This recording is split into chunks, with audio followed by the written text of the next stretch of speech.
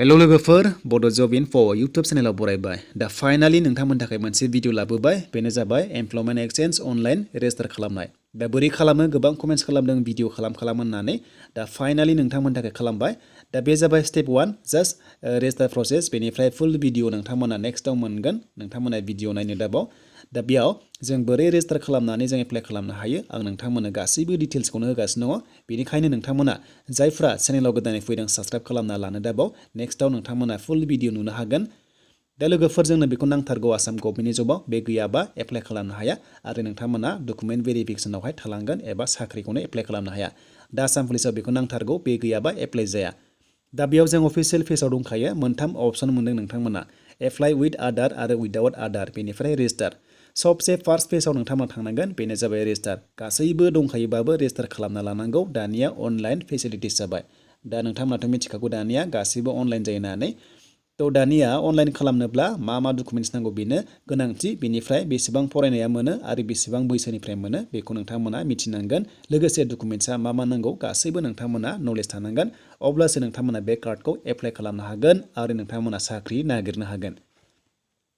दा बेखौनो आं नोंथांमोननो गासैबो डिटेल्सखौ होनो आखायाव लादों बेनिखायनो नोंथांमोना भिडिअ नायदोंबा लाइक खालामदो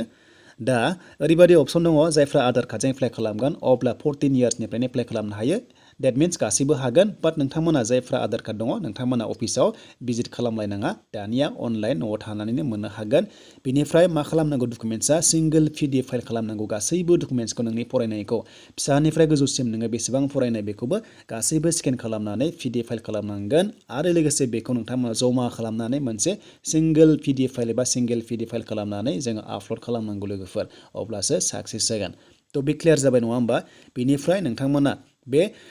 टाइमा जाबाय डिउरेसना लोगोफोर 3 इयार्स सोलिगोन 3 इयार्स भेलिडिटि थायो बे बारोबा नोंथांमोना आरोबाव रिनिउ खालामना लानांगौ अके थ' बेखौ नोंथांमोना दाबाव नोंथांमोननि बे एक्सचेन्ज कार्डआवनो गासैबो डिटेल्सआ थाखागोन बेसेबांखिनिसिम सोलिगोन होननानै थ' बे क्लियार जाबाय दानिया नन आधार जायफ्रा आधार कार्ड गैया नोंथांमोना अनलाइनबो एप्लाइ खालामनो हायो नाथाय नोंथांमोना बेयाव बुंदों नाम्बार 5 आव नुनो मोनदों जायफ्रा नोंथांमोना ओरैबायदि खालामगोननो नाम्बार 5 आरो नाम्बार 4 आव नाय थ' नोंथांमोना जेब्ला नोंथांमोनखौ लेंहरगोन अफिसाव अब्ला नोंथांमोना थांनानै भेरिफिकेसन खालामजाहैनांगोन नोंनि गासैबो अरिजिनेल डकुमेन्ट्सखौ लांनानै हैनांगोन अब्लासो भेरिफाइड जायोबा नोंथांमोननियाव 10 डेजनि गेजेराव नोंथांमोननि रेजिस्टार इमेल आइडियाव नैबे कार्डखौ हरनाय जायो गासैनोबो हरनाय जायो अके थ' गासैनोबो हरनाय जायो आधार कार्डआनो जा आधार कार्ड गैयानो जा नोंथांमोननि रेजिस्टार इमेल आइडियावनो गासैबो हरनाय जायो थ' बेखायनो सिंगल PDF फाइल खालामनानै जोङो डकुमेन्ट्सखौ आपल'ड खालामनांगौ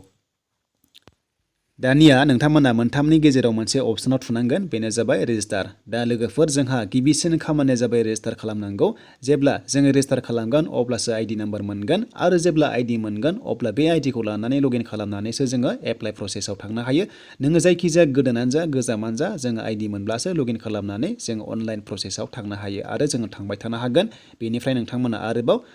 बायदिसिना स्टेटास नायनो हागोन दा जों फाइनालि फैबाय दानिया नोंथांमोना जेब्लायबो मबाइलजों एप्लाइ खामानि मावोबा जों मा खालामनांगौ 3 डट्सआव थुदो गोजौआव आं थुनाय बायदि बेयाव थुनाय लोगो लोगो नोंथांमोना डेस्कटप मड खालामना ला एबा डेस्कटप साइड खालामनानै ला अब्लासो जोंहा पेजआ गासैबो गेवजोबो दा गेवबाय नोंथांमोना गोजौआव मोनदों लगइन एबा रेजिस्टार एबा ट्रेक स्टेटास थ' नोंथांमोना स्टेटास नायबाय थानो हायो आइडिखौ लानानै नोंनि खामानिया जादोंना जायाखै एबा बेसेबांसिम सहैखो बेखौ नायबाय थानो हागोन दानिया जों फैबाय दानिया जोंहा रेजिस्टार प्रसेसआव थांसै बेनो जाबाय फार्स्टआव मोनदों फुल नेम अके थ' बे फुल नेमाव नोंनि नामखौ लिरनांगोन जेरै नोंथांमोननि एड्रेस एबा डकुमेन्ट्सआव दङ बेखौ होथारनांगोन बेनिफ्राय दानिया इमेल आइडिखौ होथारनांगोन मानोना बे इमेल आइडियाव थाङो नालाय एक्सचेन्ज कार्डआ दानिया मबाइल नाम्बारखौ होनांगोन बेनिफ्राय पासवर्डआ ओरैबायदि जागोन नोंथांमोना 9 निफ्राय 15 सिम होनो हागोन 8 निफ्राय 15 सिम बेनि गेजेराव ओरैबायदि जागोन नोंथांमोना एग्जाम्पल मोनसे मोनदों abcd@123 नोंनि नामखौबो होनो हायो जेरै समायना 123 बेबायदि होनो हायो नोंथांमोननि गोसो दानिया स्टेटखौ नोंथांमोना सेलेक्ट खालामदो अके थ' जोङो स्टेटखौ सेलेक्ट खालामबाय खेबसा मोनदों खेबसाखौ सिनायाबा नोंथांमोना थिराव थुना हो अब्ला बेयो चेन्ज जागोन बेबायदि दा नोंथांमोना खेबसाखौ एन्टार खालामनांगोन दा जों बेयाव एन्टार खालामबाय बेनिफ्राय जोंहा मा मोनो अपसन साबमिट दा जों साबमिटआव थुनाय लोगो लोगोनो जोंनाव OTP फैसिगोन इमेल आइडियाव बेनिफ्राय जोंनि मबाइल नाम्बारावबो OTP फैयो आरो बे OTPखौ होनाय लोगो लोगो नोंथांमोना साबमिट खालामदो अब्लानो आइडि मोनसिगोन आरो बे आइडिखौ लानानै नोंथांमोना लगइन खालामनानै एप्लाइ प्रसेसआव थांनो हायो दा लोगोफोर नेक्स्टआव नोंथांमोना एप्लाइ प्रसेसखौ गासैखौबो डिटेल्सखौ लाना फैगोन दा नोंथांमोना रेजिस्टार आइडिखौ माबोरै मोनग्रोयो बेखौ नायग्रोदो बेनिफ्राय सोलोंनानै गाव गावनो आइडि खालामना लाग्रोदो बेनिफ्राय बे आइडिजोंनो लगइन खालामनानै एप्लाइ प्रसेस एबा रिनिउ खालामनाय गासैबो डिटेल्सखौ नोंथाङा मावबाय थानो हायो मबाइलजोंनो। दायो लोगोफोर आं साबमिटआव थुनाय लोगो लोगो दानिया मबाइल नाम्बार आरो इमेल आइडियाव थांसिगोन आरो बे अटिपिनि नोंथांमोननि टाइमिंआ थागोन 15 मिनिट्स। बे 15 मिनिट्सनि गेजेराव नोंथांमोना अटिपिखौ होनांगोन ओमफ्राय अटिपिखौ होनाय लोगो लोगो जोंहा आइडि मोनसिगोन आरो लोगोफोर बेनिफ्राय जोंहा लगइन खालामनानै जों गुबुन गुबुन खामानिखौ मावना लानो हासिगोन गोदानै रेजिस्टार खालामनाय बेनिफ्राय जायफ्रा दंखायो नोंथांमोना रेजिस्टार खालामनाय बे प्रसेसआव थांनो हासिगोन। दानिया जोङो भेरिफिकेसनखौ जों होनांसिगोन बेयाव नोंनियाव इमेल आइडियाव अटिपि थांबाय नोंथांमोना चेक खालाम बेनिफ्राय मबाइल नाम्बाराव थांग्रोआ नोंथांमोना मा खालामनांगौ जुदि थाङाबा मा खालामनांगौ बे जाबाय नोंथांमोना रिसेन्ड थ' बेखौ गुबुन गुबुन चेनेलाव नोंथांमोना नुनो मोननाय नङा डाइरेक्ट बिथांमोना अटिपिखौ खिथायो नाथाय बाट बे नोंथांमोना रिसेन्ड खालामबासो नोंनियाव अटिपि थाङो अके नोंथांमोना जायफ्रा आधार कार्डजों लिंक थानाय मबाइल नाम्बार बेयाव थांगोन आरो अटिपिया अके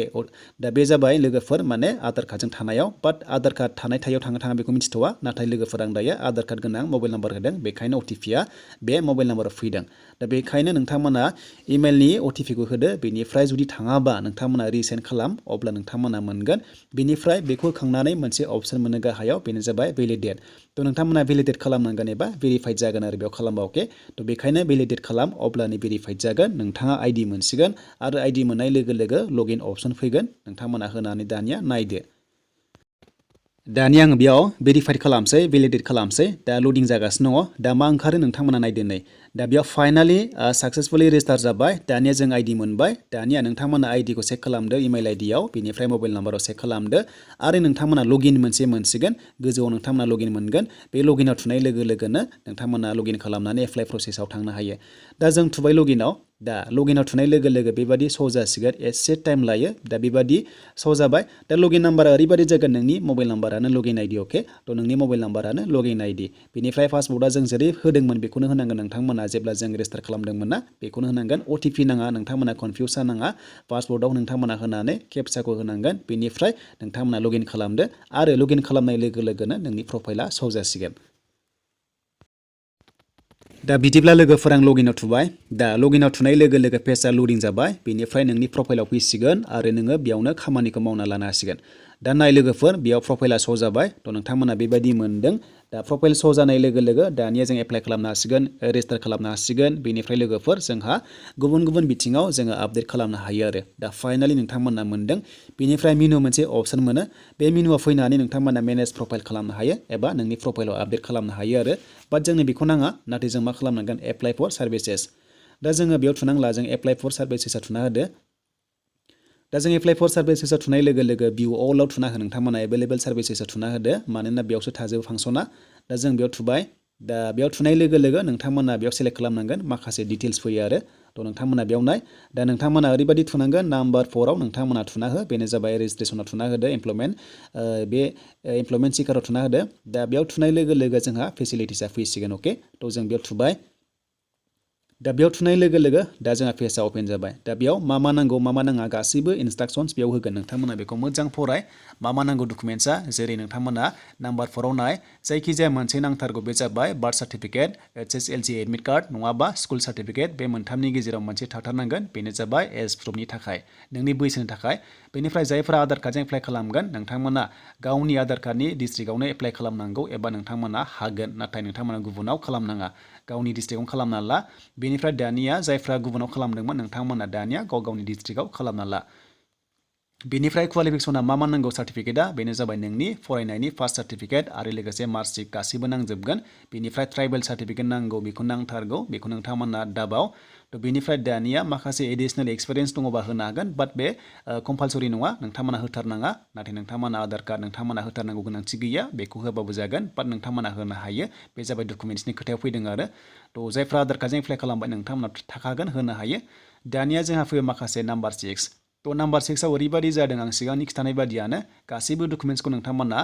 स्केन खालामनांगोन बेसेबां फरायनाय दङ नोङो ग्रेजुवेट बा 10 पासनिफ्राय लानानै ग्रेजुवेटसिम नोंथांमोना स्केन खालामनानै सिंगोल PDF फाइल खालामनांगौ दा बेनो आरो नोंथांमोना गासैबो डकुमेन्ट्सखौ नोंथांमोना स्केन खालामनानै सिंगल PDF फाइल खालामनानै आपल'ड खालामनायनि मोनसे अपसन मोनगोन लास्ट जोबनायाव बेनिफ्राय नोंथांमोना आफ्टार साक्सेसफुलि साबमिसन जायोबा नोंथांमोननि 10 डेजनि गेजेराव इमेल आइडियाव थांगोन आरो बेनिफ्राय नोंथाङा डाउनल'ड खालामना लानांगौनो आरो नाम्बार 8आव बुंदों जायफ्रा रेजिस्टार खालामबाय नोंथांमोना बे भेलिडिटिया थागोन 3 इयार्स आरो 3 इयार्सनि बारोबा नोंथांमोना रिनिउ खालामना लानांगौ आरो नोंथांमोना बेखौ आपडेट मोनगोन बेखौ नोंथांमोना नायबाय थाबानो जाबाय नोंथांमोननि कार्डआव दा लोगोफोर आं बेखिनिखौ होग्रोबाय बेनिफ्राय नोंथांमोना बेयाव आधार कार्ड नोंनि नाम साम गासैखौबो होनानै जोङो फाइनाल साबमिटआव थांनो हासिगोन दा लोगोफोर नोंथांमोना बेखौ नेक्स्ट भिडिअ नायदो दा आं नोंथांमोना स्टेप 1खौ होग्रोबाय जाहाथे नोंथांमोना गासैबो रोङो आरो डकुमेन्ट्सखौ नोंथांमोना जगार खालामो दा लोगोफोर भिडिअ नायनानै मोजां मोनदोंबा लाइक कमेन्ट शेयार आरो नोंथाङा चेनेलाव गोदानै फैदोंब्ला साबस्क्राइब खालामदो बड' जब इनफो इउटुब चेनेलाव